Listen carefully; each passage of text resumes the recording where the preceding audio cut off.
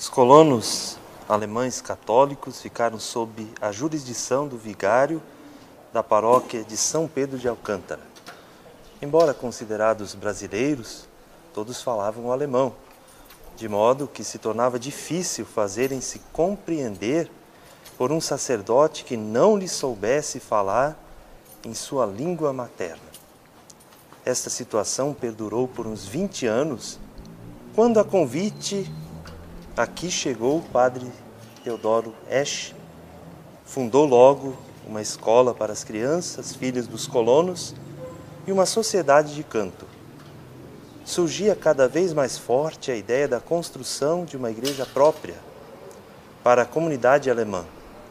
Depois de muitas negociações e da interferência do imperador, decidiu-se conceder para a edificação da igreja o terreno ocupado pelo cemitério municipal.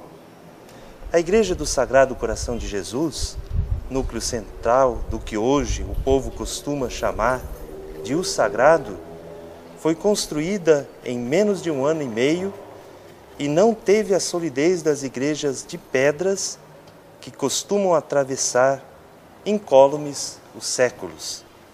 Quanto ao estilo, aproximava-se em suas linhas gerais do gótico.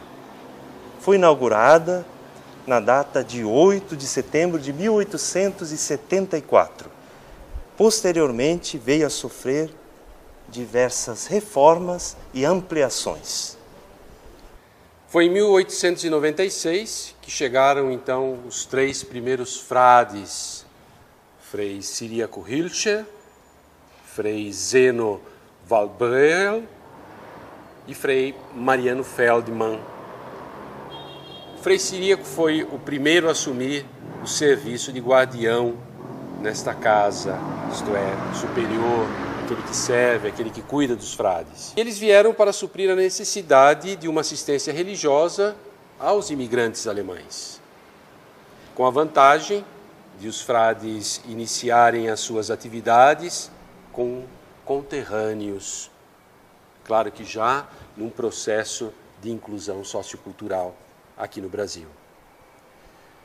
Devido principalmente à pouca assistência religiosa naquela época e ao fato de a Igreja do Sagrado pertencer até 1946 à paróquia São Pedro de Alcântara, os frades foram então chamados a dar essa assistência religiosa, mesmo que muitas vezes esporádica, porém em quase todos os bairros da cidade de Petrópolis e também da Baixada Fluminense. Então, esse início da presença franciscana, primeiro para dar assistência religiosa, mas também assistência à educação. É uma perspectiva de uma escola junto aqui ao convento do Sagrado, a sede religiosa dos católicos alemães, já tinha sido concretizada pelo padre Teodoro Esch. E esta escola recebeu o nome de Escola Gratuita São José, que nos anos 90 foi transferida e ampliada para a atual sede na Rua Santos Dumont 355 e agora sob a denominação de Bom Jesus Canarinhos. E foi dentro desta escola que nasceu o Instituto dos Meninos Cantores de Petrópolis, com o Frei Leto Binias e depois, mais tarde, com o Frei José Luiz Prim. E a criação do coral do Instituto dos Meninos Cantores foi em 1942. Os populares e tão conhecidos Canarinhos de Petrópolis, que emprestaram seu nome à escola e sempre marcaram uma presença semanal nas celebrações aqui da nossa igreja. A Escola Gratuita São José, bem lá nos inícios, necessitava de livros didáticos, cadernos para as crianças dos colonos, para as aulas, né?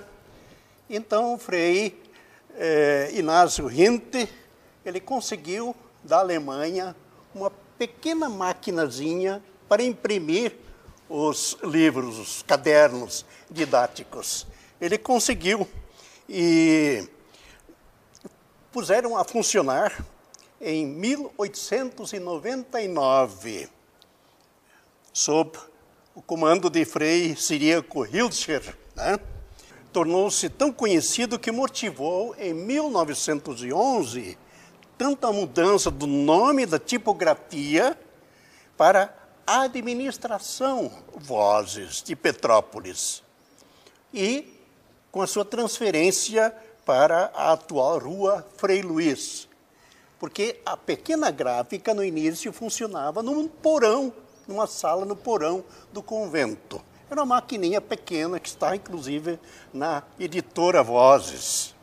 E, finalmente, deram a esta tipografia, que já ficou grande, enorme, né?